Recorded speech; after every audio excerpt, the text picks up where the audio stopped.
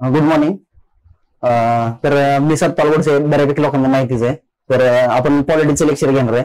तर आज आपलं पॉलिटिक्सच्या लेक्चर मध्ये कसं करणार आहे की आपण तीन तीन स्लॉट करणार आहे. म्हणजे आता 10 ते 1 वाजेपर्यंत करणार आहे. 1 ते 2 मध्ये गॅप देणार आहे आणि 2 ते 5 आणि 5 ते 5:30 पर्यंत एक छोटा गॅप असेल आणि 5:30 ते 8:30 पर्यंत असेल. तर पहिल्या ह्याच्या गॅप मध्ये आपण साधारणतः किती स्टार्ट पासून, म्हणजे लक्ष्मीकांतचा जो पहिला पार्ट आहे ना, स्टार्ट पासून साधारणतः ते अमेंडमेंट ऑफ द कॉन्स्टिट्यूशन आहे ना, तिथपर्यंत पार्ट घेणार आहे. त्यानंतर जो पॉलिटिक्स म्हणजे आपलं गव्हर्नर, प्रेसिडेंट, पार्लमेंट आणि स्टेट लेजिस्लेचर आणि सुप्रीम कोर्ट, हायकोर्टचा हा पार्ट बऱ्यापैकी कव्हर करण्याचा ट्राय करू. आणि तिथून पुढे राहिलेल्या भागामध्ये आपण कॉन्स्टिट्युशनल, नॉन कॉन्स्टिट्युशनल बॉडीज आणि जो लास्टचा पार्ट आहे. तर थोडं फास्ट घेणार आहे, म्हणजे फास्ट होईल, थोडं ऍडजस्ट करा, कारण पूर्ण सिलेबस जर कव्हर करायचा असेल तर आपल्याला पूर्ण फास्ट घ्यावं लागेल. चालेल, चालू करूया आपण. तर ह्याच्यामध्ये बघा, आता क्वालिटी जर आपल्याला वाचायचं झालं ना, तर क्वालिटीमध्ये काही गोष्टी फोकस केल्या पाहिजेत. लक्षात ठेवा की म्हणजे क्वालिटीमध्ये 10 वर्षाचे पेपर आपण बघितले पाहिजेत. म्हणजे आता सध्या मी काय तुम्हाला हे 10 वर्षाचे पेपर घेणार नाही, तर तुम्ही 10 वर्षाचे पेपर बघितले पाहिजेत.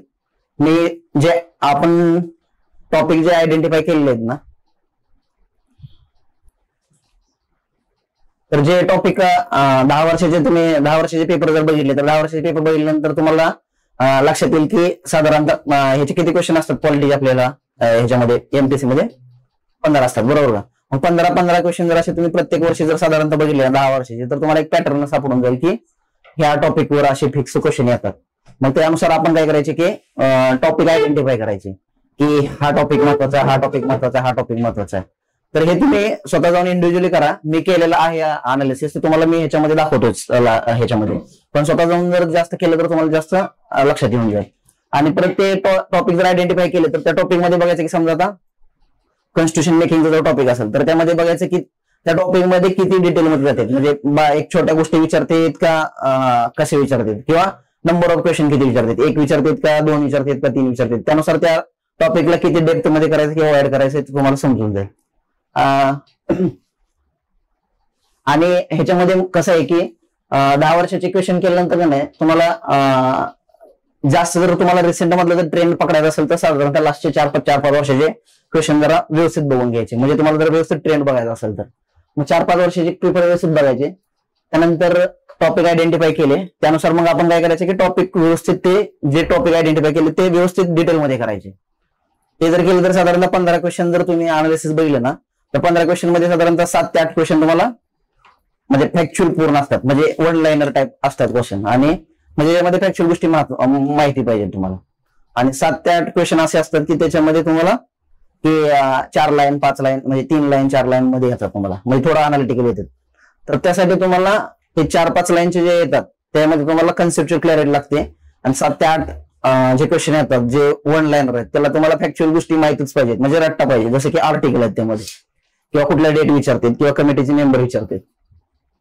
तर ह्या गोष्टी तुम्हाला जर व्यवस्थित रिकॉल करायचं असेल तर 2-3 वेळा रिवाइज करावं लागेल, एकदा वाचून काय होत नाही. आणि ते लास्टचं रिव्हिजन, त्या 3ऱ्या रिव्हिजन मधलं लास्टचं रिव्हिजन साधारणतः पेपरच्या अगोदर 2-3 दिवस अगोदरच्या दरम्यान पाहिजे. म्हणजे ह्या लेवलला नेलं पाहिजे की तुम्हाला 2 दिवसामध्ये 1 दिवसामध्ये क्वालिटी पूर्ण रिवाइज झाला पाहिजे. हे जर लास्टचं जर रिव्हिजन बसलं तर तुमचं क्वालिटीचे बऱ्यापैकी येतात क्वेश्चन. तर अगोदर जर त्याला 10-15 दिवस जर केलेला असेल रिव्हिजन, तुम्ही पेपरला गेलं तर चुकणार आहे तुमचं. आणि ह्याच्यामध्ये क्वालिटीमध्ये कसं आहे की साधारणतः 15 पैकी 14 पर्यंत क्वेश्चन तुमचे बरोबर येण्याचे चान्सेस जास्त आहेत. म्हणजे 14 × 28 मार्क, आणि 2 जर गेले तर साधारणतः, म्हणजे 2 जर चुकले तर साधारण तुमचं किती कट होते, तुमचं 1 मार्क कट होते, बरोबर. साधारण 27 मार्कापर्यंत तुम्हाला इथं येऊ शकतात.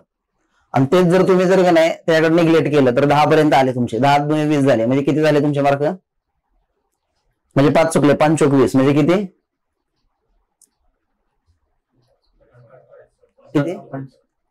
18 पर्यंत येतात. म्हणजे 18 पासून तुमची रेंज किती झाली, 27 पर्यंत. म्हणजे जर तुम्ही थोडा जर निग्लेक्ट केला, आणि इथं जे प्रिलिम रिपीटेडली पोरं करतात ना, तर त्यांचे मार्क हे साधारणतः 27-28 पर्यंत किंवा 30 पैकी 30 मार्क आहेत. म्हणजे ज्यांचे कंटिन्युअस व्यक्ती त्यांनी हे तर पैकी मार्क घेण्याचा ट्राय करतात, आणि हे तर मार्क येतात. एकच बुक आहे आपल्याला लक्ष्मीकांत, ते सारखं वाचून तुम्हाला होऊ शकतं. तुमचं बॅकग्राऊंड काय, म्हणजे युपीएससी केलेली आहे की एमपीएससी? तुम्ही युपीएससी, म्हणजे बऱ्यापैकी कोणाला म्हणजे मराठीचं काय म्हणजे हे नाही प्रॉब्लेम, कारण आपलं बऱ्यापैकी कंटेंट आहे ते इंग्लिशमध्ये.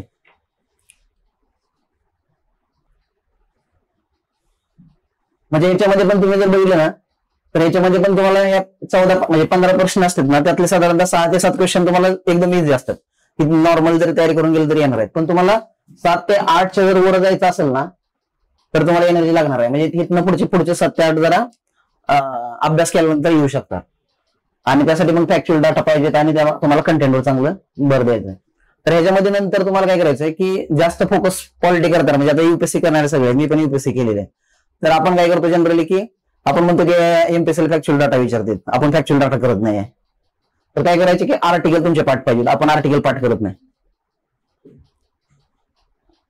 तर आर्टिकल साधारणतः 1 ते 150 पर्यंत आर्टिकल तुमचे पाठच पाहिजे. मग ते 150 पर्यंत केले तर साधारणतः काय होतंय की आपलं म्हणजे सुप्रीम कोर्ट, हायकोर्ट, सुप्रीम कोर्टाचे केले तर तुम्हाला हायकोर्टाचे येणार आहेत, किंवा पार्लमेंटचे केले तर लेजिस्लेचरचे येणार आहेत. साधारणतः ते 250 पर्यंत तुमच्या ऑलरेडी आर्टिकल पाठवून जातात. आणि त्याच्या पुढचे जे आर्टिकल आहेत तर ती कॉन्स्टिट्युशनल बॉडीज आणि नॉन कॉन्स्टिट्युशनल, म्हणजे कॉन्स्टिट्युशनल बॉडीजचा मध्ये आपले आर्टिकल बऱ्यापैकी होऊन जातात. इमर्जन्सी वगैरे त्या टॉपिक मध्ये आपले थोडे आर्टिकल होऊन जातात. म्हणजे इथं आर्टिकलवर जर फोकस केला तर साधारणतः 5 ते 6 क्वेश्चन तुमचे बरोबर येतात. म्हणजे आर्टिकल आहेत ते जास्त इम्पॉर्टन्स आहे. तर आर्टिकल चांगलं म्हणजे रट्टा गरजेचं आहे. आणि काही टॉपिक आहेत ना जे लास्टचे टॉपिक आहेत, म्हणजे साधारणतः पॉलिटिकल लास्टला टॉपिक आहेत, आपण वाचत गेल्यानंतर लास्टला काय होतं की कॉन्स्टिट्युशनल बॉडीज आणि नॉन कॉन्स्टिट्युशनल बॉडीज आपण काय करतोय की युपीएससी वाले वाचत नाहीत. तर त्याच्यावर साधारणतः मागच्या वर्षी 3 क्वेश्चन होते. आणि ते 3 क्वेश्चन मला वाटतं की मेजॉरिटी पोरांची जर वाचले नसतील तर चुकणार आहेत, कारण युपीएससीला वाचतच नाही आपण ह्या गोष्टी. आणि त्यानंतर पण जे मागचे टॉपिक आहेत ना, जे साधारणतः पॉलिटिकल पार्टीज वगैरे हे टॉपिक आहेत, त्या टॉपिकवर आपण युपीएससी वाले कधी लक्ष देत नाही. तर त्या टॉपिकवर स्पेसिफिकली फोकस द्यायचा. पॉलिटिकल पार्टीजवर त्यांच्या ज्या ऑर्गनायझेशन आहेत, म्हणजे समजा बीजेपी कधी स्थापन झाली किंवा सीपीआय कधी स्थापन झाली, तर त्या प्रत्येक वर्षी एक क्वेश्चन विचारतात त्यावर. तर ते तुम्हाला पाठ करणं गरजेचं आहे. तर ते टॉपिक आहेत का नाही, तर ते टॉपिक शालो मध्ये वाचून घ्यायचे, म्हणजे एकदम फास्ट मध्ये त्याचं फास्ट रीडिंग करून घ्यायचं. किंवा टेबल ऑफ प्रेसिडेन्स वगैरे टॉपिक आहे, तो टॉपिक फक्त किती 1-2 मिनिटांमध्ये तयार होतो. किंवा पॉलिटिकल पार्टी, नॅशनल पार्टीचं स्टेटस काय, स्टेट पार्टीचं स्टेटस काय, ह्या गोष्टी जर बघायच्या म्हटल्यावर तुम्हाला म्हणजे त्या आपण जनरली अवॉइड करतो किंवा लास्ट पर्यंत जाईपर्यंत एनर्जी संपते आणि तिथून पुढे करत नाही. पण ते त्या ह्याच्यावर पण साधारणतः 2 ते 3 किंवा 1 ते 2 क्वेश्चन असतात. तर ते टॉपिक पण सोडायचे नाही, लक्षात ठेवा.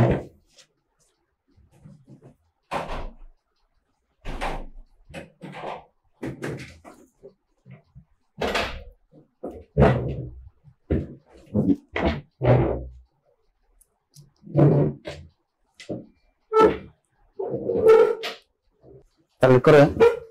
म्हणजे साधारणतः मी काय केलं होतं की 10 वर्षाचे पेपर अनालाइज केले होते, मागच्या 10 वर्षाचे.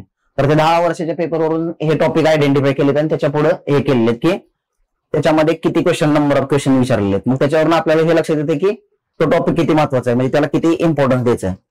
तर पहिल्यांदा आपण जो पहिल्या सेक्शन मध्ये करणार आहे ना टॉपिक, म्हणजे त्याचं बघूया पहिल्यांदा की त्या टॉपिक मध्ये काय काय विचारतात आणि ते टॉपिक पहिल्या 3 तासामध्ये कव्हर करूया. चालेल. तर आता बघा, पहिला टॉपिक आहे मेकिंग ऑफ द कॉन्स्टिट्यूशन. म्हणजे जो पहिला पार्ट आहे आपला, म्हणजे ह्याचा लक्ष्मीकांतचा दुसरा चॅप्टर. तर त्याच्यामध्ये काय विचारतात की सोर्सेस विचारले आहेत का नाही, ते की कुठून काय घेतलं, तर ते मागच्या वर्षी पण विचारलेलं आहे त्याने. त्यानंतर ऑब्जेक्टिव्ह रिझोल्युशन, त्या डेट वगैरे विचारलेले आहेत. हे PYQ विचारलेलेच क्वेश्चन आहेत, म्हणजे हे काय माझ्या मनाचं नाहीत. त्यामुळं हा टॉपिक बघा प्रत्येक वर्षी एक क्वेश्चन विचारते त्याच्यावर. त्याच्यामध्ये नंतर बघा इंडियन इंडिपेंडन्स ऍक्ट वर विचारलं होतं की काय काय चेंजेस केलेले आहेत. त्यानंतर इम्पॉर्टंट डेट्स विचारले होते, मागच्या वर्षी विचारले होते की ते नॅशनल कॅलेंडरची डेट विचारली होती त्यांनी. आणि अशा जोड्या लावा विचारलं की हे 4 जोड्या आहेत, इथं अशा 4 जोड्या आहेत आणि त्यांच्या बरोबर कोणत्या. तर त्यातले इनकरेक्ट विचारले होते. तर ते इनकरेक्ट वाले मला वाटतं ह्याची होती एम्ब्लेमची काहीतरी त्याने डेट चुकीची दिली होती. तर ते तशा ते काय करतात की त्या डेट पण विचारतात व्यवस्थित, म्हणजे डेटवर लक्ष हे करायचं आहे. नंतर कोणत्या कोणत्या प्रोव्हिजन लगेच इफेक्ट मध्ये आले आणि कोणत्या कोणत्या प्रोव्हिजन काही दिवसानंतर आले, म्हणजे 26 जानेवारी 1950 नंतर कोणते आले आणि लगेच कोणते आले 26 नोव्हेंबरला. तर ते एक विचारतात. ड्राफ्टिंग कमिटी डिटेल विचारतात, म्हणजे मेंबर किती आहेत, कोण कोण मेंबर होते. तर आकडा सुद्धा विचारतात की मेंबर किती आहेत असं, म्हणजे ते आपल्याला 7 का 8 असं कन्फ्युज होतं. किंवा ते ड्राफ्टिंग कमिटी कधी कन्स्टिट्यूट केली त्याची डेट पण विचारतात. तर ते ड्राफ्टिंग कमिटी डिटेल विचारलेत आणि इयर महत्वाचे ते विचारले. तर हा टॉपिक खूप महत्वाचा आहे. आपण युपीएससी वाले ह्याच्याकडे निग्लेक्ट करतो जनरली. एमपीएससी वाले जनरली बघतात हा टॉपिक. तर ह्याच्यातला डेट आणि फॅक्च्युअल डाटा करायचा सगळा. हा टॉपिक आपण डिटेलमध्ये करणार आहे. त्यानंतर दुसरा आहे silent features of the constitution. तर ह्याच्यामध्ये नॉर्मल क्वेश्चन येतात, म्हणजे काय आपली जी कॉन्स्टिट्यूशन तयार केली तर त्याच्यामध्ये सायलेंट फीचर्स काय आहेत, मोठे मोठे फीचर्स काय आहेत, तर त्याच्यावर विचारले जातात. किंवा कॉन्स्टिट्यूशन बद्दल जे क्रिटिसिझम केलेलं आहे, ते ड्राफ्टिंग कमिटी, ड्रिफ्टिंग कमिटी किंवा ते हत्तीसारखं आहे असं कुणी काय काय म्हणलेलं आहे, तसं ते क्वेश्चन विचारलेले. तर ह्याच्यावर साधारणतः 3-4 क्वेश्चन आहेत, म्हणजे साधारणतः वर्ण हा टॉपिक करायचा. त्यानंतर हा टॉपिक आहे शेड्यूल्स पार्ट आणि आर्टिकल.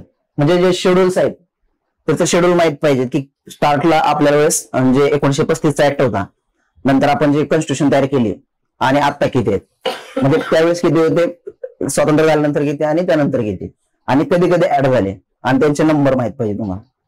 तसंच पार्ट पण तसं, आर्टिकल पण तसं, म्हणजे आर्टिकल अगोदर किती होते 1935च्या ऍक्ट मध्ये, स्वातंत्र्य झाल्यानंतर किती आणि आता सध्याचे नाही विचारणार, पण हे तुम्हाला फॅक्च्युअल गोष्टी माहित पाहिजे.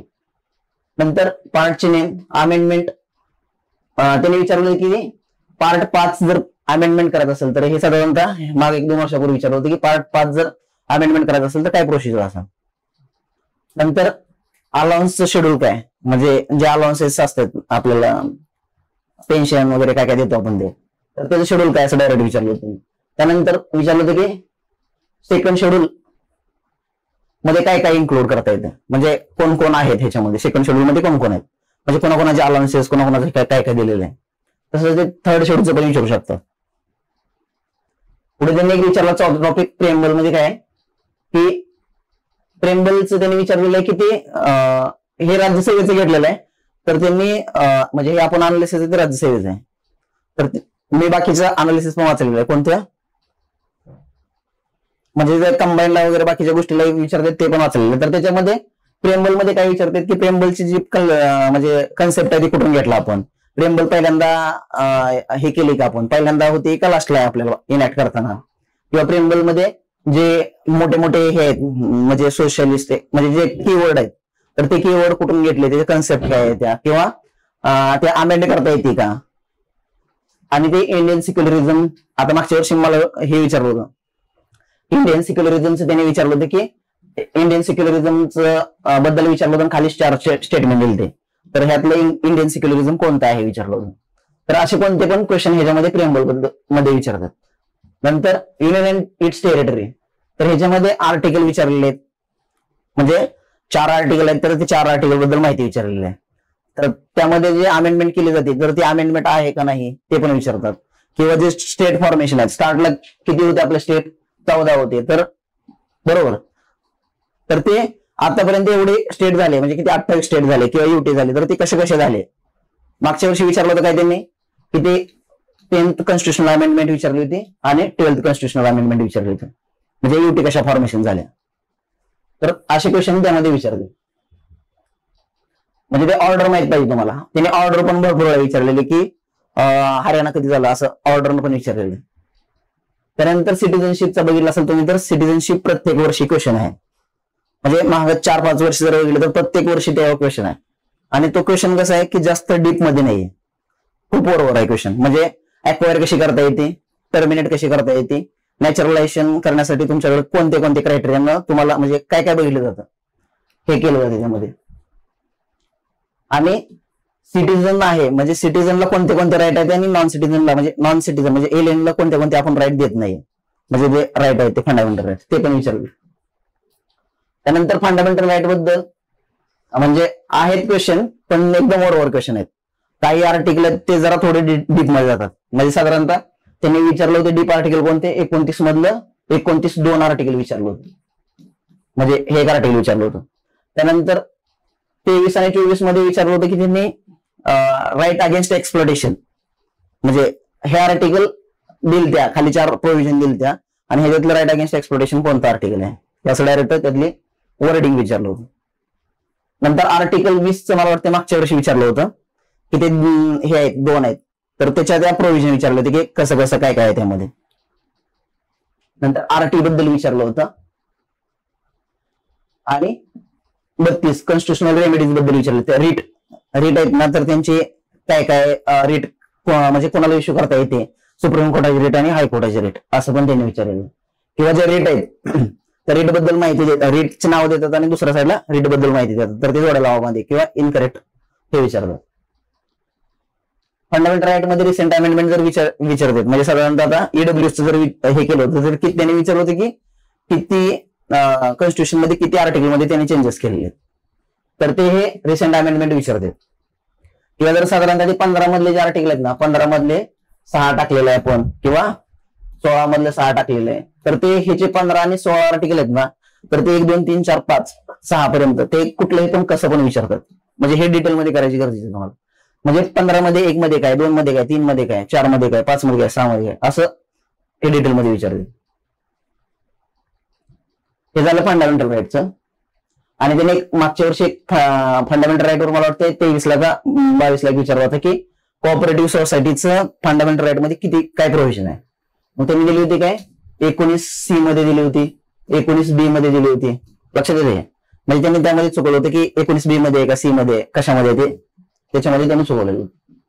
नंतर आर्टिकलचे डायरेक्ट नाव विचारतात, म्हणजे हे आर्टिकल कोणतं आहे आणि ते जोड लावा.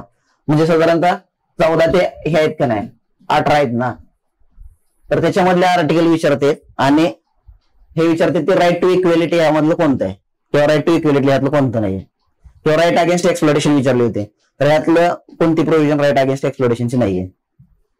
लक्षात येते.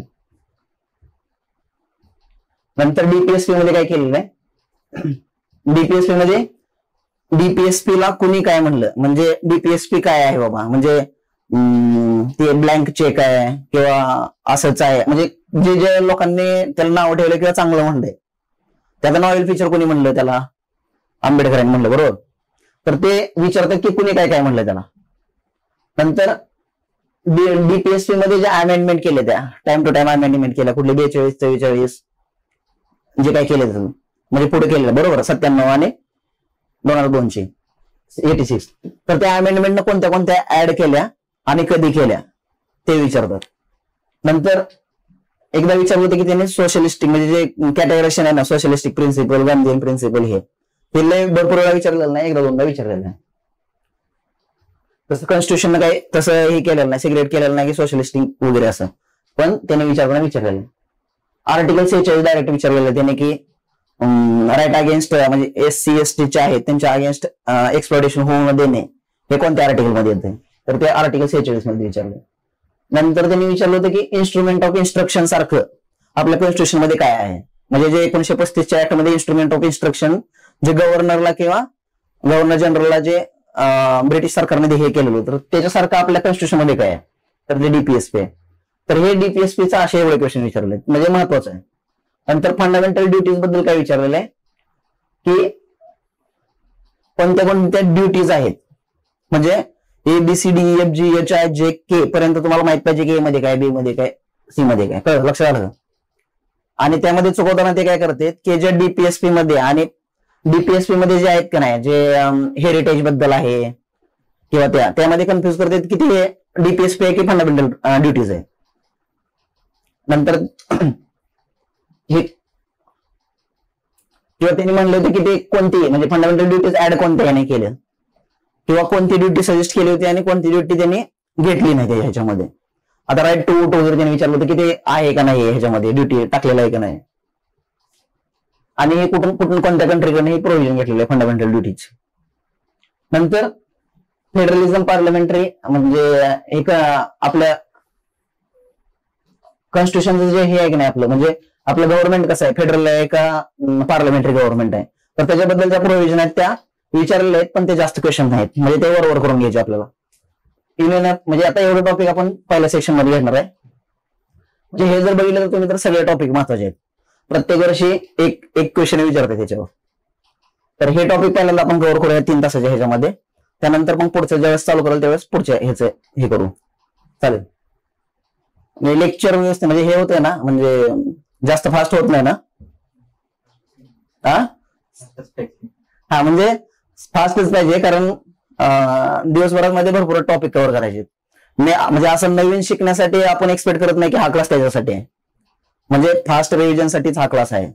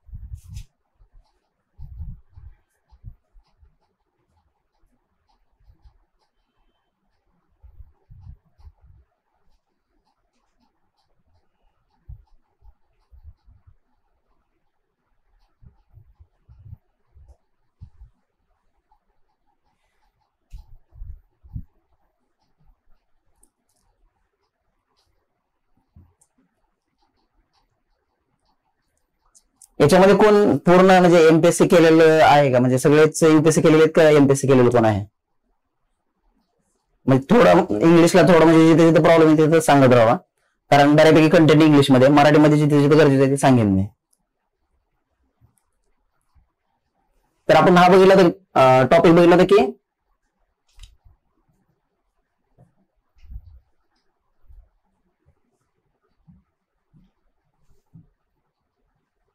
हा टॉपिक बघितला होता की ह्याच्यावर प्रत्येक वर्षी क्वेश्चन आहे आपण बघितलं होतं, आणि ह्याच्यामध्ये फॅक्च्युअल गोष्टी विचारतात. तर आपण बघूया की फॅक्च्युअल गोष्टी कोणत्या कोणत्या महत्वाच्या आहेत. मग मी डायरेक्ट तुम्हाला फॅक्च्युअल गोष्टी ज्या पाठ करायच्या त्या सांगणार, यात काही कन्सेप्ट नाहीये. ज्या गोष्टी फॅक्च्युअल गोष्टी आहेत आणि विचारलेल्याच गोष्टी मी तुम्हाला एम्फेसाइज करणार आहे, ह्या गोष्टी लक्षात ठेवाच म्हणून. ज्या विचारल्या नाही त्या लक्षात ठेवायला सांगणारच नाही मी तुम्हाला. तर याच्यामध्ये बघा, आता पहिल्यांदा विचारलं होतं की आयडिया ऑफ कॉन्स्टिट्युएंट असेंब्ली पहिल्यांदा कोणी मांडली होती, तर ती एम एन रॉयने मांडली होती. त्यांनी डेट सुद्धा विचारलेली आहे त्यांनी की ती कधी मांडली होती, म्हणजे ते डेट विचारलेलं आहे की 1934 का 1935.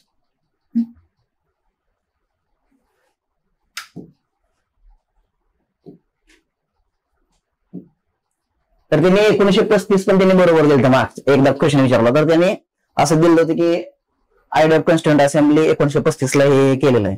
तर त्यांनी ते स्टेटमेंट 1935 बरोबर दिलं होतं. तर आता पुढे जर कधी आलं तर 1934 असेल तर ते बरोबर करायचं, लक्षात ठेवून. त्यानंतर हे विचारलं होतं की कॉन्स्टिट्युएंट असेंब्लीची इंडियन नॅशनल काँग्रेसनं कधी ऑफिशियली डिमांड केली, तर हा पण क्वेश्चन विचारलेला 1935 चा. आणि ऑन बिहाफ, हे लक्षात ठेवा, 34 आणि 35. त्यानंतर on behalf of Indian national Congress हे पंडित जवाहरलाल नेहरूंनी कधी मांडली होती, 38 ला मांडली त्यांनी. म्हणजे पंडित जवाहरलाल नेहरूंनी 38 ला. जर इंडियन नॅशनल काँग्रेसनं पहिल्यांदा म्हणलं तर कधी लिहायची, 35 ची लिहायची. आणि त्यानंतर जवाहरलाल नेहरू म्हणले की आमची कॉन्स्टिट्यूशन तयार करू आम्ही विदाऊट इंटरफरन्स ऑफ द बाहेरच्या लोकांच्या इंटरफरन्स, आणि ते पण लोक जे निवडून आलेले आहेत त्या बेसिसवर आम्ही काय करू की कॉन्स्टिट्युएंट असेंब्ली तयार करू. आणि ते निवडून कसे कोणत्या बेसिसवर आलेले असणार, युनिव्हर्सल ऑर्डर्ड फ्रँचाइज, म्हणजे प्रौढ मतदार असतील त्यांच्या द्वारे निवडून आलेले लोकांना थ्रू करू. मग ती काय केलं की त्यांना इंडोर्स कधी इंडियन नॅशनल काँग्रेसने 1939 ला इंडोर्स केलं. आणि आपली जी मागणी होती की आपल्याला कॉन्स्टिट्यूशन तयार करायचे आणि आम्ही तयार करू, तर ती ऍक्सेप्ट कधी झाली, 1940 ला झाली. आणि ती कोणी ऑगस्ट ऑफर थ्रू झाली होती. त्यानंतर काय झालं की क्रिप्स प्रपोजल आलं. क्रिप्स प्रपोजल ते म्हणजे ते साधारणतः 1940 पासून ते 46 पर्यंत काय झालं की या वेगवेगळ्या कमिटी आल्या. तर त्या कमिटी काय पण बघणार नाही याच्यामध्ये, म्हणजे फायनल कमिटीनुसार जी कॉन्स्टिट्युएंट असेंब्ली तयार केली आपण, तर त्या प्रोव्हिजन आपण डिटेलमध्ये बघणार आहे. तर त्यानंतर आपण काय केलं की कॅबिनेट मिशन प्लॅन आला. ती कधी आला होता, 1946 आला होता. तर त्यावेळेस काय झालं की ते काय म्हणले की त्यांनी सांगितलं की पाकिस्तान म्हणजे 2 कॉन्स्टिट्युएंट असेंब्ली नसणार आहेत, एकच कॉन्स्टिट्युएंट असेंब्ली असणार. आणि ते कॉन्स्टिट्युएंट असेंब्लीचे काय असेल स्ट्रक्चर, तर ते स्ट्रक्चर त्यांनी सांगितलं की हे स्ट्रक्चर असेल, म्हणजे एवढे मेंबर असतील, असे निवडून आलेले असतील, आणि बाकीचे जे प्रोव्हिजन असतील तर त्यांनी त्यात दिलेले आहेत की हे असं असेल. त्यानुसार काय केलं की आपण कॅबिनेट मिशन प्लॅन नुसार काय केलं की इलेक्शन कंडक्ट केले. आपण इलेक्शन कधी कंडक्ट केले, जुलै ऑगस्ट मध्ये कंडक्ट झाले 1946 ला. मग त्या बेसवर आपण काय केलं की ते जुलै ऑगस्टला जे इलेक्शन कंडक्ट झाले त्यानुसार आपण काय केलं की कॉन्स्टिट्युएंट असेंब्ली नेमली. मग ती कॉन्स्टिट्युएंट असेंब्ली काय केलं होतं की आपण त्यामध्ये 3 टाईपचे लोक येणार होते. कोणते म्हणजे 2 टाईपचे तसे लोक येणार होते. एक डायरेक्टली काय असणार आहे, ती इलेक्टेड असणार आहे, ती जे गव्हर्नन्स प्रोव्हिन्स होते त्याच्या थ्रू येणार होते. म्हणजे ते किती गव्हर्नन्स प्रोव्हिन्स होते, 11 गव्हर्नन्स प्रोव्हिन्स होते. मग त्याच्या थ्रू किती येणार होते, 292 येणार होते. म्हणजे 292 येणार होते ते 11 गव्हर्नन्स प्रोव्हिन्स होते ना, म्हणजे गव्हर्नरची प्रोव्हिन्स त्यांच्या थ्रू येणार होते. बाकीचे जे 4 येणार होते ना, तर ते चीफ कमिशनर प्रोव्हिन्स, म्हणजे ते झाले किती 296 झाले. आणि बाकीचे जे 93 मेंबर होते ते कसे येणार होते, प्रिन्सली स्टेटचे. मग हे इलेक्टेड होते, पण हे कसे होते, नॉमिनेटेड होते. नॉमिनेटेड म्हणजे नेमणुकात आलेले होते. तर हे मग कॉन्स्टिट्युएंट असेंब्ली कशी झाली, पार्टली इलेक्टेड आणि पार्टली नॉमिनेटेड. तर ते चुकवतात की ते प्रिन्सली स्टेटचे काय होते म्हणतात, इलेक्टेड होते, असं त्यांनी चुकवलेलं आहे. मग ते कॅबिनेट मिशन आलं होतं ना, तर ते कॅबिनेट मिशन मधले त्यांनी मेंबर विचारले की कोणते कोणते मेंबर होते कॅबिनेट मिशन मध्ये. तर ते 3 मेंबर होते. कोणते लॉर्ड पॅथिक लॉरेन्स, क्रिप्स आणि अलेक्झांडर. आणि ते किती तारखेला आलं होतं, 24 मार्च 1946 ला आलं. म्हणजे आलं मार्च मध्ये आणि मे मध्ये त्यांनी काय सांगितलं की पब्लिश त्यांचं केलं की त्यांचा रिपोर्ट जो होता तो त्यांनी किती पब्लिश केला 16 मे 1946 ला केला. आणि त्या बेसवर आपण काय केलं की कॉन्स्टिट्युएंट असेंब्ली नोव्हेंबर 1946 ला आपण काय केली इस्टॅब्लिश केली. म्हणजे हे विचारतात की आपली कॉन्स्टिट्युएंट असेंब्ली जी आहे ती कोणत्या बेसवर म्हणजे कोणत्या कमिटीच्या रिकमेंडेशन तयार झाली तर ती कॅबिनेट कमिटीच्या रिकमेंडेशन झाली.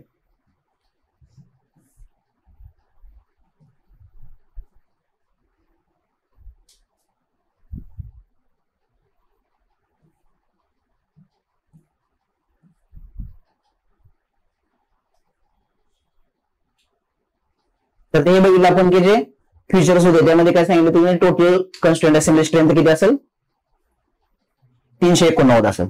तर 296 ब्रिटिश प्रोव्हिन्सेस मधनं आणि 93 प्रिन्सिपल स्टेट मधनं. तर त्यांनी आतापर्यंत विचारलेलं नाही कधी की कोणकोणते 11 प्रोव्हिन्सेस होते पण तुम्ही वाचून घ्या ते 11 प्रोव्हिन्सेस. पण ते 4 होते ना 4 चीफ कमिशनर प्रोव्हिन्स तर ते विचारलेले त्यांनी. तर ते कोणते होते बघा म्हणजे वरच्या साईडला जे आपलं आहे ते दिल्ली एक होतं. म्हणजे वर जर बघितलं तर आपण दिल्ली एक येणार. अजमेर म्हणजे कुठं आलं आपलं राजस्थान मध्ये आलं. नंतर ब्रिटिश बलुचिस्तान या साईडला आलं आणि कुर्ग म्हणजे कुठं आलं कर्नाटक. तर हे 4 लक्षात ठेवा की हे 4 मधनं 4 जण येणार होते. हे तर 4 चीफ कमिशनर प्रोव्हिन्स होते. नंतर प्रत्येक रफली किती 10 लाख लोकांतून एक सीट येणार होते लक्षात. म्हणजे seat allocated to British provinces divided किती आहे म्हणजे साधारणतः मुंबई असेल तर त्यामध्ये डिवायडेड कसं होतं की 3 लोकांमध्ये केलं होतं. म्हणजे किती 3 ह्याच्यामध्ये केलं होतं. कुठले कुठले मुस्लिम सिख आणि जनरल. म्हणजे जे मुस्लिम वाले होते ते मुस्लिम लोक मुस्लिमचं रिप्रेझेंटेशन पाठवणार. सिख लोक सिखांचं आणि जनरल म्हणजे कोण हे 2 सोडून जे असतील त्यांचं रिप्रेझेंटेशन हे पाठवणार. आणि ते पण कसं त्यांच्या पॉप्युलेशनच्या प्रपोर्शन मध्ये म्हणजे जेवढे लोक असतील तेवढे त्यांचे रिप्रेझेंटेटिव्ह तिथे जाणार. आणि ते कोणत्या बेसिसवर केलं होतं proportional representation bye means of single transfer vote. म्हणजे एकल संग्रह ती काय मराठीमध्ये एकल संग्रह पद्धत काहीतरी म्हणतात त्याला.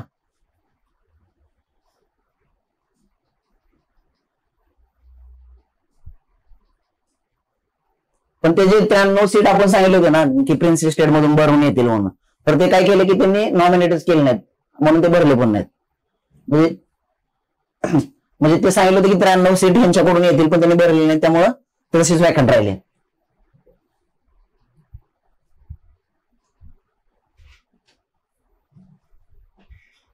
आता इथून पुढे आपल्याला काय करायचे की डेटा आहेत त्या महत्वाच्या लक्षात ठेवायचे.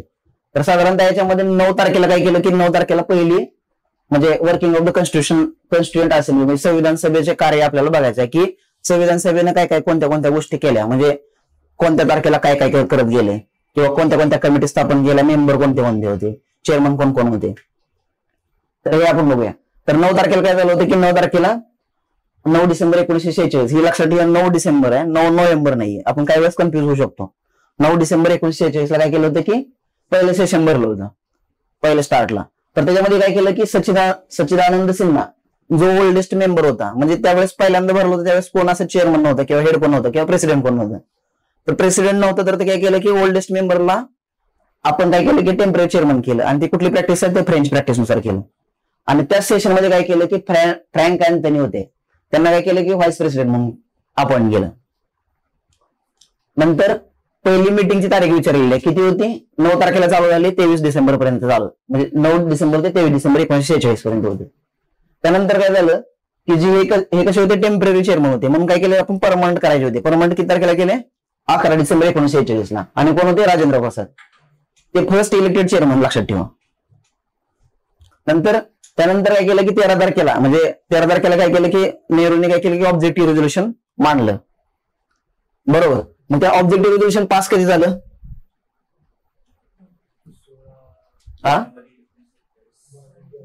16 जानेवारी का 22 जानेवारी. मग ते तारीख विचारते तुम्ही आता जसं म्हणजे किती जरी चांगलं असेल लोकांचं ना तर काय होतं की कन्फ्युज होतं की 16 जानेवारी का 22 जानेवारी बरोबर. तर ह्या तारखा लक्षात ठेवा 22 जानेवारी 1947 ला ते युनियनने अडॉप्ट केलं. नंतर आपलं पहिल्यांदा जे एक व्हाईस प्रेसिडेंट होते ते गेल्यानंतर काय केलं त्यांनी गेले का काय त्याच्याबद्दल माहित नाही जास्त. पण त्यानंतर कंटिन्युअसली 2 व्हाईस प्रेसिडेंट होते कॉन्स्टिट्युएंट असेंब्लीचे. तर ते 2 व्हाईस प्रेसिडेंट होते, त्यांची नावं लक्षात ठेवा आणि त्यांच्या डेट लक्षात ठेवा. पहिली किती झाली 26 जानेवारी म्हणून लक्षात राहते की 26 जानेवारीच्या अगोदर 25 जानेवारीला काय केलं की एच सी मुखर्जी लक्षात ठेवा. आणि इथं हे लक्षात ठेवा की एस एन मुखर्जी आहेत ते एच सी मुखर्जी आहेत. तर ते एच सी मुखर्जी आहेत लक्षात ठेवा. म्हणजे हे एच सी मुखर्जी आणि एस एन मुखर्जी त्याच्यामध्ये कन्फ्युज करतात, कारण एस एन मुखर्जी पण होते. तर ते 22 जानेवारी 1947 ला केले. त्यानंतर 16 जुलै 1947 ला, म्हणजे 16 जुलै लक्षात ठेवा. दुसरे कोण टी टी कृष्णमाचारी, हे सेकंड व्हाईस प्रेसिडेंट होते. नंतर आपण काय केलं की ड्राफ्टिंग कमिटी इन्स्टिट्यूट केली. ड्राफ्टिंग कमिटीची तारीख कधी इन्स्टिट्यूट केली, म्हणजे कधी आपण हे केले तर 29 ऑगस्ट, म्हणजे 15 ऑगस्ट झालं होतं आपलं. 15 ऑगस्ट 1947 ला आपण स्वातंत्र्य झालो. त्यानंतर किती दिवसानं 29 ऑगस्ट असं लक्षात ठेवा. त्यानंतर ड्राफ्टिंग कमिटी म्हणजे काय, कॉन्स्टिट्यूशन तयार करण्यासाठी जे ड्राफ्ट तयार करावं लागतं, म्हणजे रफ वर्क करावं लागतं, ते करण्यासाठी एक कमिटी स्थापन केली होती.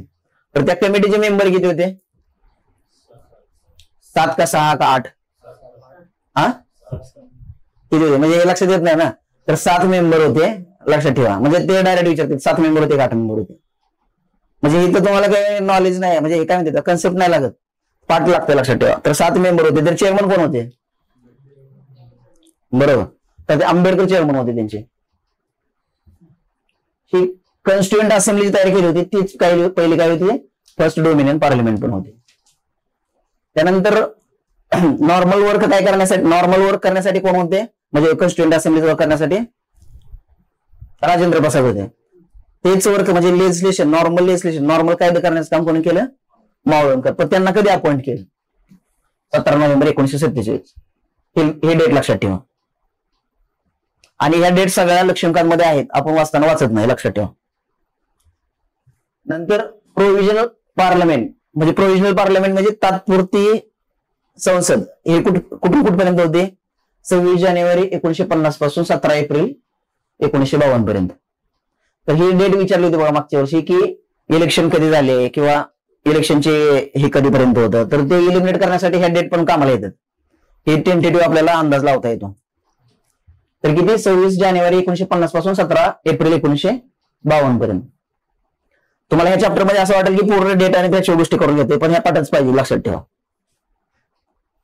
नंतर ड्राफ्टिंग कमिटी आपण हे केले होते, तर त्यांचं वर्क किती, म्हणजे त्यांनी किती दिवस लावले की ते पूर्ण असा कच्चा ड्राफ्ट तयार करण्यासाठी,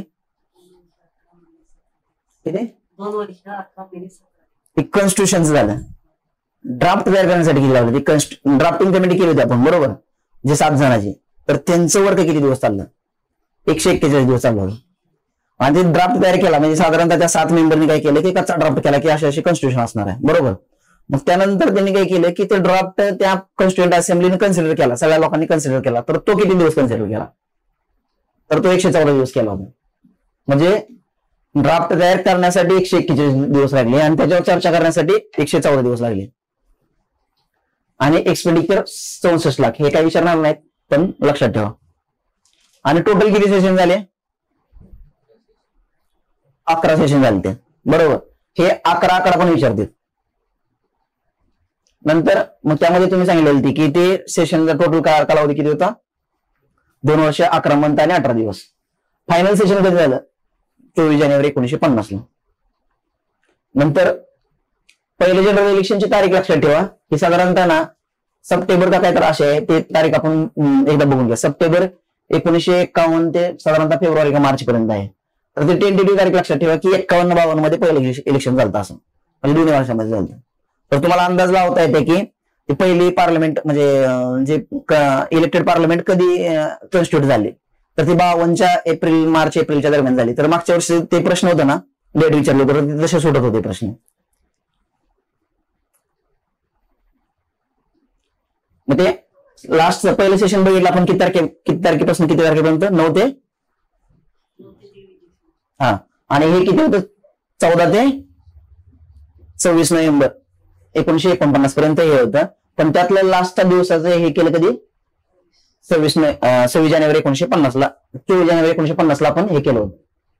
ठीक आहे, हे घालवायचं वेळ लागते. त्यानंतर बघा आता जर आपण म्हणजे जे आपली कॉन्स्टिट्यूशन तयार झाली तर त्यावेळेस काय झालं होतं की कॉन्स्टिट्यूशन तयार झाली तर त्यांना म्हणजे शुभेच्छा मेसेज कोणी कोणी दिले तर ते पण विचारले होते, ते कोणी दिले होते आणि कोणी नव्हते दिले. तर देणारी कोण कोण कंट्री होती तर युएसएनं पाठवले होते, चायनानं पाठवलं होतं आणि ऑस्ट्रेलियन गव्हर्नमेंटनं पाठवलं होतं. तर ह्या देशांनी आपल्याला सांगितलं होतं की शुभेच्छा दिल्या पण ह्या देशांनी पाठवले नव्हत्या. कोणी कॅनडा आणि युएसएसआरनं म्हणजे रशियानं पाठवलेलं नव्हते. तर हे झालं आपलं की डेट बघितलं आपण. त्यानंतर काय केलं की इंडियन इंडिपेंडन्स ऍक्ट आला आपला. तर इंडियन इंडिपेंडन्स ऍक्ट कधी झालेला आपल्याला की माउंट बॅटन म्हणजे जो माउंट बॅटन प्लॅन कधी केला की 3 जून 1947 ला for partition of the country. म्हणजे त्यांनी काय केलं की आता एक कॉन्स्टिट्यूंट असेंब्ली वगैरे तयार झालं पण त्यांनी काय म्हणले की पाकिस्तानची लोक मुस्लिम लीग वाले काय म्हणले की आम्हाला ते मान्य नाही, आम्हाला सेपरेट कंट्री पाहिजे, आम्हाला सेपरेट कॉन्स्टिट्यूंट असेंब्ली पाहिजे. तर मग त्यासाठी त्यांनी काय केलं की माउंट बॅटन प्लॅन केला म्हणजे फाळणीचा प्लॅन झाला. तर तो किती तारखेला आला होता की 3 जून 1947 झाला की for partition of the country. आणि त्यानंतर काय केलं की मग हे झाल्यानंतर पार्टिशनसाठी तयार झालं, मग 2 कंट्री तयार होणार आहेत. तर मग इंडिया इंडिपेंडन्स होण्यासाठी एक ऍक्ट आणला की इंडिपेंडन्स ऍक्ट 1947 ला. म्हणजे तो ऍक्ट आला आणि त्याची तारीख लक्षात ठेवा की 18 जुलै 1947 आहे. म्हणजे ही पण डेट विचारलेली आहे कुठली की माउंट बॅटन प्लॅनची तारीख किती आहे तर 3 जून 1947 लक्षात ठेवा. आणि दुसरी कुठली की इंडियन इंडिपेंडन्स ऍक्टची तारीख किती आहे 18 जुलै 1947 ला. आणि इंडियन इंडिपेंडन्स ऍक्ट आला ना तर ती आपली कॉन्स्टिट्यूंट असेंब्ली ऑलरेडी तयार झाली. तर त्या बेसवर कसं झाली ती कॉन्स्टिट्यूंट असेंब्ली आपण तयार केली ती इंडिया आणि पाकिस्तान दोन्हीसाठी एकत्र तयार केली.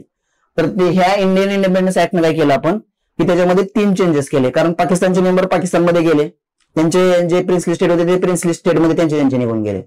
तर जी आपली 389 जी स्ट्रेंथ होती ना स्टार्टवाली कोणती की जे आपल्याला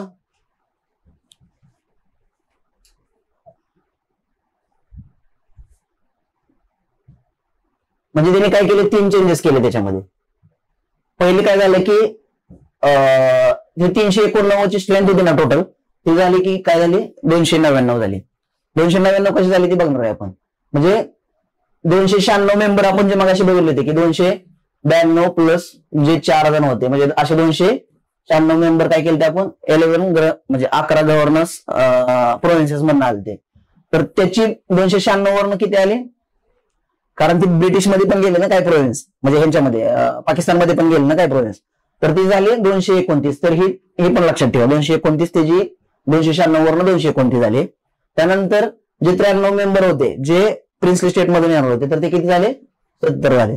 म्हणजे प्रिन्सली स्टेट काही तिकडे गेले त्यामुळे त्यांची किती झाले आपल्यामध्ये येणारे 70 झाले. आणि टोटल स्ट्रेंथ काय झाली 299. म्हणजे हे विचारलेलं आहे की इंडियन इंडिपेंडन्स ऍक्ट नुसार नंतर स्ट्रेंथ किती झाली 299. तर आपण कन्फ्युज होतो की 289 हा आकडा आपल्या लक्षात येऊ शकतो म्हणजे हा आकडा पहिला आहे तो. तर लक्षात ठेवा कोणता आहे 299. त्यानंतर दुसरं चेंज काय झालं की हे जी बॉडी होती कॉन्स्टिट्यूंट असेंब्ली पहिल्यांदा सॉव्हरेन नव्हती तर ती पूर्ण सॉव्हरेन झाली. म्हणजे कोणताही ऍक्ट नवीन पास करू शकत होते, मागचा ऍक्ट डिलीट करू शकत होते विदाऊट इंटरफरन्स ऑफ द कोणाचाही बाहेरचा. त्यानंतर काय झालं की कॉन्स्टिट्यूंट असेंब्ली तयार केली होती कॉन्स्टिट्यूशन तयार करण्यासाठी तीच बॉडी काय झाली लेजिस्लेटिव्ह बॉडी पण झाली.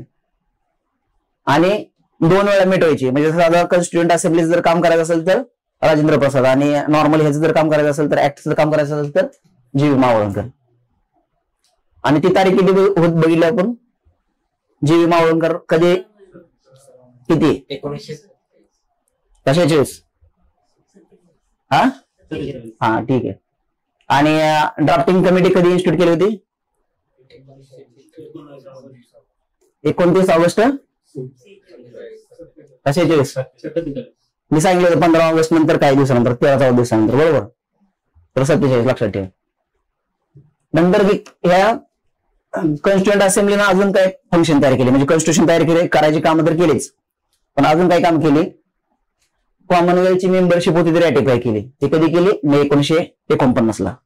नंतर काय केलं की नॅशनल फ्लॅग अडॉप्ट केला तर ते किती होते 22 जुलै 1947 ला. म्हणजे 22 जुलै कशावर लक्षात ठेवा की आपल्याला स्वातंत्र्य व्हायचंय स्वातंत्र्य व्हायच्या अगोदर आपल्याला झेंडा लागणार ना तर ते 22 जुलै 1947 ला अगोदर लक्षात ठेवा. हा म्हणजे नॅशनल फ्लॅग आहे ना तो पुढे नाही न्यायचा कुठं आपल्याला 24 जानेवारी 1950 पर्यंत नाही येतं, तर ते 1947ला आपल्याला स्वातंत्र्य व्हायच्या अगोदरच लागला. नंतर 3 गोष्टी काय केल्या की 24 जानेवारी 1950ला त्यांनी 3 गोष्टी हे केल्या. कोणतं? प्रेसिडेंट म्हणून काय केलं की राजेंद्र प्रसादांना आणलं. दुसरं नॅशनल सॉन्ग घेतलं आणि नॅशनल अँथम घेतलं. तर हे डेट लक्षात ठेवा, हे विचारले. त्यानंतर काय केलं की अदर इम्पॉर्टंट इव्हेंट काय काय झाले की आपण आता हे मागच्या वर्षी विचारलेले क्वेश्चन आहे, हे आपल्या कुठल्याच कंटेंटमध्ये नव्हतं, कोणाकडे नव्हतं. तर त्यांनी विचारलं होतं की नॅशनल कॅलेंडर कधी आणलं आपण, म्हणजे अडॉप्ट कधी केलं. तर ते कधी केलं? 22 मार्च 1957. बेस्ड ऑन द सकाळी इरा विथ चैत्र हा पहिला मंथ. नंतर काय केलं की नॅशनल एम्ब्लेम कधी आणली आपण, म्हणजे अडॉप्ट कधी केली? तर 26 जानेवारी 1950. तर त्यांनी 24 जानेवारी दिलं होतं मागच्या वर्षी. म्हणजे मागच्या वर्षी हे एक डेट दिली, हे डेट दिली आणि ह्यातली एखादी कुठली तर दिली, तर ते तसं चुकवलं होतं त्यांनी.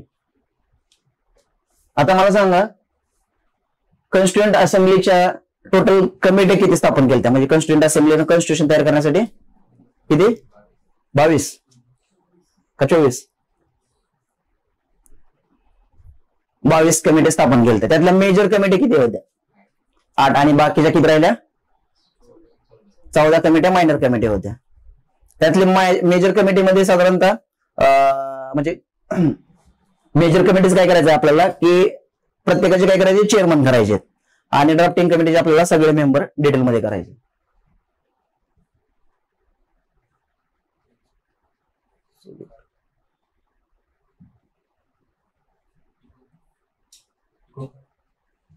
एक मिनिट.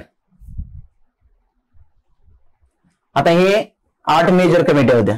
तर हे 8 मेजर कमिटीमध्ये त्यांचे आपल्याला काय विचारले? त्यांनी चेअरमन विचारले, ते जोडा मध्ये विचारतात.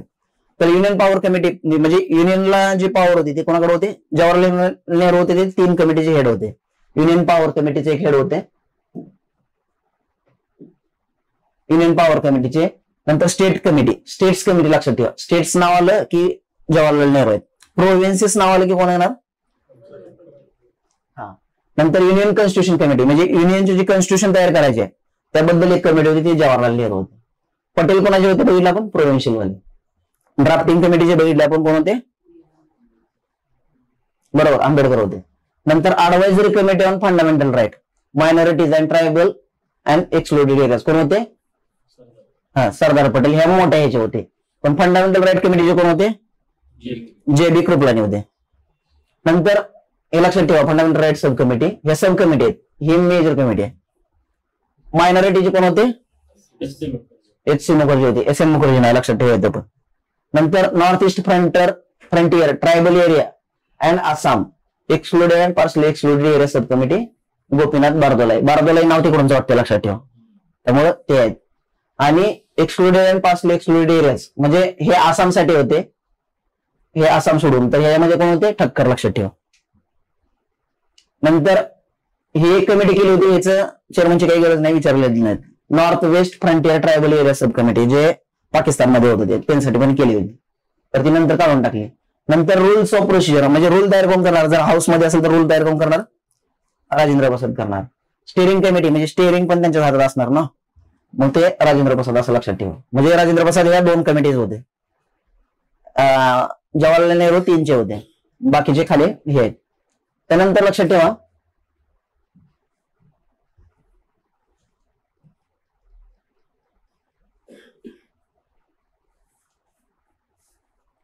आता फायनान्स आणि स्टाफ कमिटी, म्हणजे ह्याचा जो फायनान्स मॅनेज करत होता, फायनान्ससाठी आणि स्टाफ म्हणजे कुठला? ह्याचा लक्षात ठेवा, कॉन्स्टिट्युएंट असेंब्लीचा. त्यासाठी कोण होते? राजेंद्र प्रसाद. म्हणजे राजेंद्र प्रसादच बघणार ना ते स्टाफ. या सगळ्या मायनर कमिटी आहेत. त्यानंतर क्रेडेन्शियल साठी, म्हणजे क्रेडेन्शियल कोणाचं असतं? तर अल्लाच असतं, असं लक्षात ठेवा. अल्लादी कृष्णस्वामी अय्यर. नंतर हाऊस कमिटी, हाऊसमध्ये हाऊसचा पट्ट्या लक्षात ठेवा, असं म्हणजे पट्टा बेसी तर या. आता ऑर्डर कोण करतं? तर ती मुन्शी करते, लक्षात ठेवा. लक्षात आलं का? ते K M Munshi. Ad hoc committee on national flag, national flag म्हणजे जर तिथे जर हेड असतील, ते हे प्रेसिडेंट असतील, त्याचं तर नॅशनल फ्लॅग कोण करणार? राजेंद्र प्रसाद करणार. नंतर committee on functions of the constituent assembly, म्हणजे कॉन्स्टिट्युएंट असेंब्लीचं काय फंक्शन आहे ह्याच्यासाठी एक कमिटी होती, तर ते जी.बी. मावळणकर होते. हे लक्षात येत नाही, लक्षात ठेवा. नंतर ad hoc committee on the supreme court, supreme कोर्टाचा वरदाचार्य लक्षात ठेवा, म्हणजे वरून हात असतो किंवा वरदाचार्य असं लक्षात ठेवा, पण हे मेंबर नव्हते कॉन्स्टिट्युएंट असेंब्लीचे. नंतर chief commissioner province Pattabhi Sitaramayya. Pattabhi Sitaramayya ह्याच्या अगोदर कशाचे होते? हाऊस कमिटी, बरोबर. नंतर expert committee on financial provision of the union constitution, म्हणजे युनियन कॉन्स्टिट्यूशन साठी फायनान्शियल प्रोव्हिजन युनियन कॉन्स्टिट्यूशन साठी. तर फायनान्स कोण करतं? सरकार करतात ना. तर ते नलिन रंजन सरकार लक्षात ठेवा. आणि पहिले काय होते ह्याच्या अगोदर? फायनान्स आणि स्टाफ कमिटी असं एक नाव होतं. तर ते कोण होते? राजेंद्र प्रसाद. तर ही कशासाठी? Financial provision for the union constitution आहे. ते फायनान्स आणि स्टाफ कमिटी होती फक्त. नंतर लिंग्विस्टिक प्रोव्हिन्स कमिशन सगळ्यांना माहिती आहे, एस के दर, हे पण मेंबर नव्हते. नंतर special committee to examine the draft constitution, म्हणजे ड्राफ्ट तयार केलेला होता, तो कोणी तयार केला होता? आंबेडकरांनी तयार केला होता, बरोबर. तर ते किती दिवस लागले तयार करण्यासाठी? 141 दिवस, बरोबर. आणि तो कन्सिडर किती दिवस केला? 114 दिवस. तर तो ड्राफ्टचं बघण्यासाठी कोणाला केलं होतं? तर मेन कोण असणार? जवाहरलाल नेहरू होते ना त्यावेळेस. तर ते बघा, special committee to examine the draft constitution, Jawaharlal Nehru. प्रेसमध्ये बघा, प्रेसमध्ये कोण होते? आपण बघितलं होतं की 1942 उठावामध्ये ते उषा वगैरे ते होते, तर ते त्यांनी काम केलं होतं ना ते अंडरग्राऊंड मुवमेंट मध्ये. तर ते उषानाथ सेन लक्षात ठेवा, तसं ते नाहीत पण तसं लक्षात ठेवा. ऍडॉप कमिटी ऑन द सिटिझनशिप, तर हे वरदाचार्य. तर वरदाचार्य अजून एक कशाची कमिटी होते? सुप्रीम कोर्टाची. आता त्यांनी हे विचारलं होतं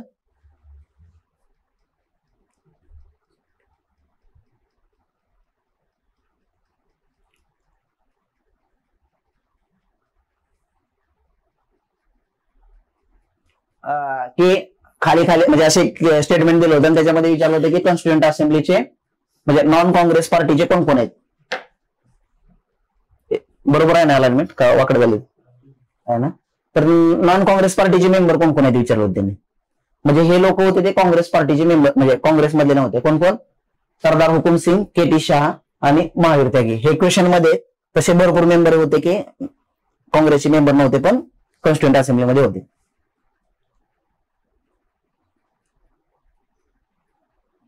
आता ह्याचे बघा, ड्राफ्टिंग कमिटी बघितली की 29 ऑगस्ट 1947 ला 7 मेंबर होते. तर ते 7 मेंबरची नावं विचारले, ते कोणते कोणते मेंबर होते? तर हे लक्षात ठेवा, 7 मेंबर कोण कोण होते? तर आंबेडकर हे चेअरमन होते. हे अय्यर आणि अय्यंगार लक्षात ठेवा, अय्यंगार आणि अय्यर. नंतर के मुन्शी होते. याला काय लॉजिक नाही सांगण्यासाठी, त्यामुळे 3 ए लक्षात ठेवा, असे जर लक्षात ठेवले असते. आंबेडकर, आंबेडकर, अय्यर, अय्यंगार, के मुन्शी, सादुल्ला आणि माधवराव आणि कृष्णमाचारी लक्षात ठेव. आणि हे असं जर लक्षात ठेवायचं असेल तर एमला एमने रिप्लेस केले, केला केने केले लक्षात ठेवा. म्हणजे मिट्टर हे काय झाले ते इल हेल्थ, म्हणजे इलचं आय लक्षात ठेवा, ते मिट्टर असं ते इल हेल्थ मुळे ते रिप्लेस झाले माधवराव. आणि खैतान तर डायट झाले होते त्यांच्या ऐवजी कृष्णमाचार्य. तर हे मेंबर विचारतात की ह्याच्यामधले कोणते कोणते मेंबर कॉन्स्टिट्युएंट असेंब्लीचे होते आणि नव्हते कोणते. तर ते असं हे करा. आणि आता हिने काय केलं होतं की ड्राफ्ट तयार केला होता, तर तो ड्राफ्ट पहिल्यांदा मांडला कधी? फेब्रुवारी 1948 ला. म्हणजे आपण बघितलं होतं की ड्राफ्टिंग कमिटी इन्स्टिट्यूट कधी झाली? 29 ऑगस्ट. तिथून पुढे 141 दिवस लावले पुढं, आणि त्यानंतर हे पहिला ड्राफ्ट तयार केला.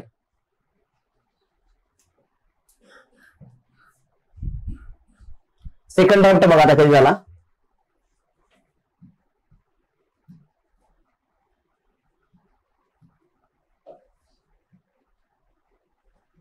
सेकंड ड्राफ्ट तयार केला ऑक्टोबरला 1948 ला. हा काय विचारलेला नाही, पण पहिल्या ड्राफ्टची तारीख विचारलेली त्यांनी.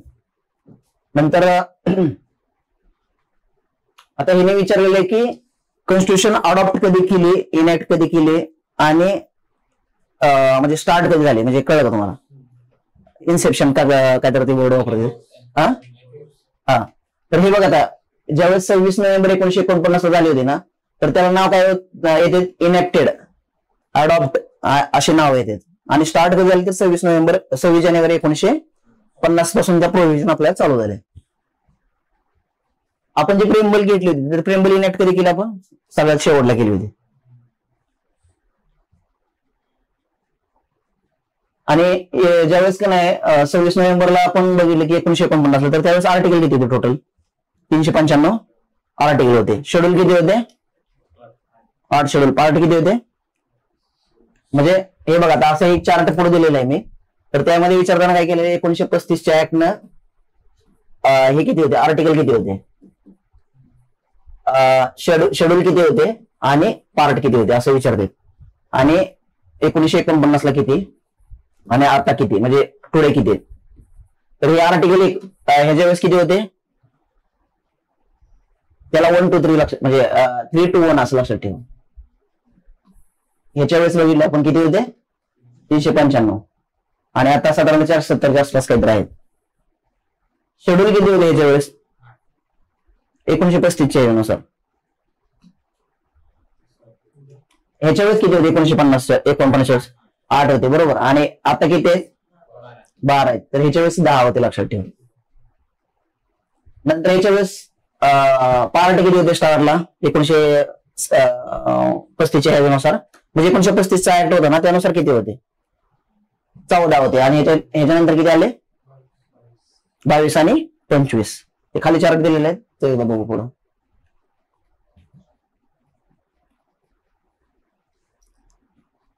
आता हे एकदा विचारलं होतं की फादर ऑफ कॉन्स्टिट्यूशन म्हणजे आंबेडकरांना का म्हणतात?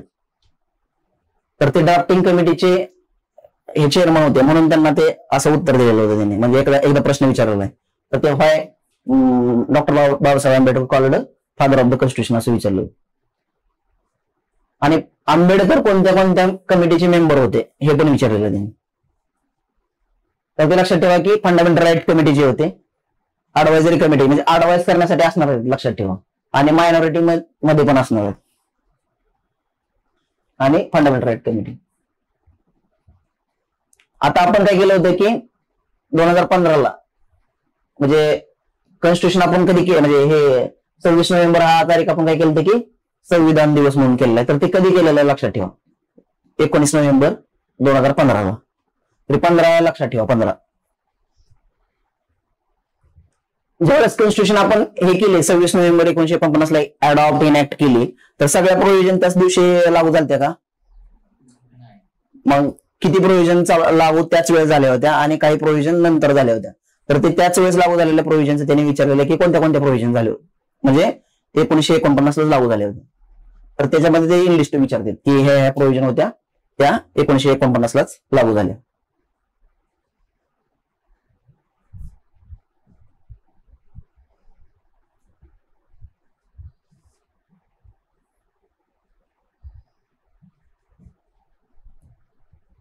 तरी बघा 26 नोव्हेंबर 1949 ला कोणत्या कोणत्या झाल्या होत्या? तर ह्या 5 वाल्या बघ.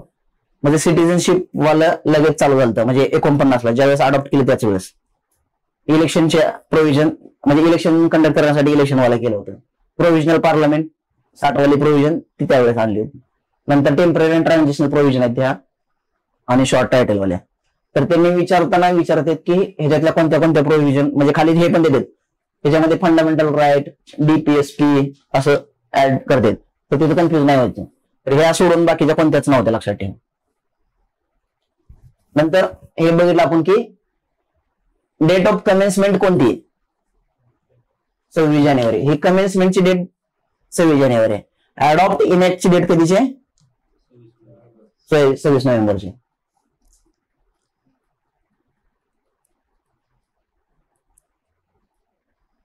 आणि ज्यावेळेस आपण कमेन्समेंट ऑफ कॉन्स्टिट्यूशन झाली म्हणजे 26 जानेवारी 1950 चालू झालं त्यावेळेस काय झालं की इंडियन इंडिपेंडन्स ऍक्ट जो केला होता आणि गव्हर्नमेंट ऑफ इंडिया ऍक्ट 35 वाला काय केला आपण रिपील करून टाकला.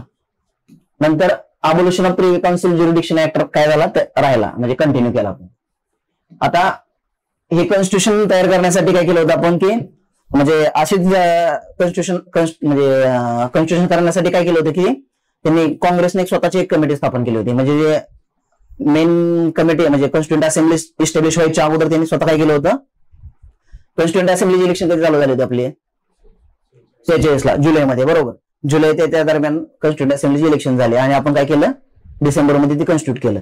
तर त्या दरम्यान काय केलं होतं की कॉन्स्टिट्युएंट असेंब्लीनं काय काम केलं पाहिजे किंवा कसं काम केलं पाहिजे त्यासाठी काँग्रेसची एक स्वतःची कमिटी होती. तर त्यामध्ये मेंबर होते साधारणतः 8 मेंबर होते. तर त्यामध्ये त्यांनी स्वतःचे 8 मेंबर होते आणि त्या 8 मेंबर पैकी चेअरमन कोण होते तर ते आपले पंडित जवाहरलाल नेहरू होते.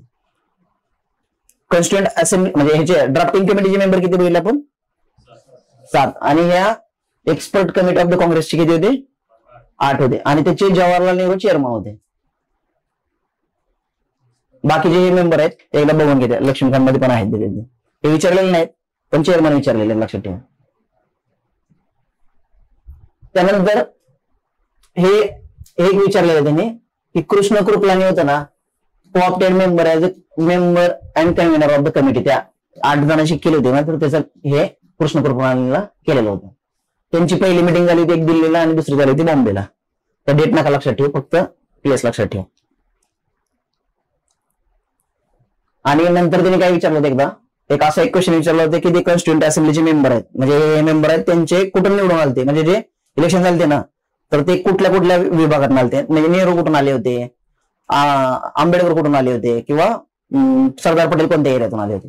तर हे काय केलं होतं हे 3 विचारले होते आपण बाकीचे बघून घेऊ फास्ट मध्ये.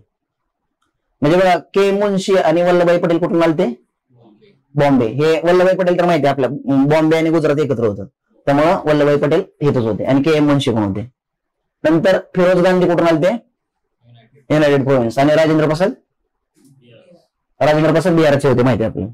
त्यानंतर बघा आता हे फास्ट मध्ये बघू हे विचारलेलं नाही पण हे विचारलं होतं. त्याच्यामध्ये बघा राजेंद्र प्रसाद बिहार बघितलं. आंबेडकर कुठून आले होते बॉम्बे प्रोव्हिन्स मध्ये आले आणि ते काँग्रेसचे होते का शेड्यूल्ड कास्ट करण्याचे हे पण लक्षात ठेवत हा कारण त्याने वर विचारलं होतं नॉन काँग्रेसचे मेंबर कोण कोण होते. तुम्हाला दिसते का त्या ना साहेब ना. नंतर सरदार वल्लभभाई पटेल बॉम्बे प्रोव्हिन्स बघितलं के एम मुन्शी बॉम्बे बघितलं. आता युनायटेड प्रोव्हिन्स म्हणजे युपीचे कोण कोण होते तर जवाहरलाल नेहरू मौलाना अबुल कलाम आझाद आणि शिबनलाल सक्सेना हे ठीक आहे एवढे विचारणार नाहीत मौलाना अबुल कलाम विचारतील ते तर ते युनायटेड प्रोव्हिन्स होते. नंतर हे मुखर्जी लक्षात राहते श्यामाप्रसाद मुखर्जी होते ना तर ते बेंगाल मुखर्जी आता सगळे मुखर्जी बेंगालमध्ये तर ते हिंदू महासभेचे होते. आणि एच.सी. मुखर्जी ते पण बेंगालचे होते ते पण ख्रिश्चन रिप्रेझेंटेटिव्ह.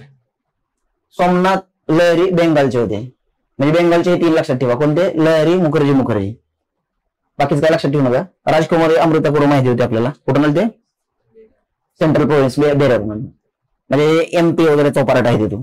आणि एच.व्ही. कामत कुठून सेंट्रल प्रोव्हिन्स बेरर म्हणजे बेरर मधल्या 2 जण आले. आणि फ्रँक अँथनी अँग्लो इंडियन कम्युनिटीची फ्रँक अँथनीच्या अगोदर पण नाव बघितलं होतं आपण कशामध्ये व्हाईस प्रेसिडेंट पहिल्याला झाले होते बरोबर. त्यानंतर जयपाल सिंग आहे ते कुठून म्हणजे जयपाल सिंग मुंडा बिहार. बलदेव सिंग माहिती आहे आपल्याला ते पुढं कॅबिनेटमध्ये पण होते तर ते कुठून आले ते पंजाब मधून आले ते. राजगोपालाचारी कुठून आले होते मद्रास हे लक्षात राहते. दक्षिणायन म्हणजे दक्षिण भारतात आलते असं लक्षात ठेवा. हे आपण नावानंतर एकदा डिटेलमध्ये बघणार आहे खाली म्हणजे महिला कोण कोण कुठून आल्या होत्या म्हणजे टोटल महिला किती होत्या तर त्यामध्ये त्यांचं नाव बघणार आहे तर ते मद्रास मधून आले लक्षात ठेवा. आणि टी कृष्णमाचारी मद्रास मधून हे अय्यर कृष्णमाचारी नावावरून लक्षात येते की ते मद्रास मधून.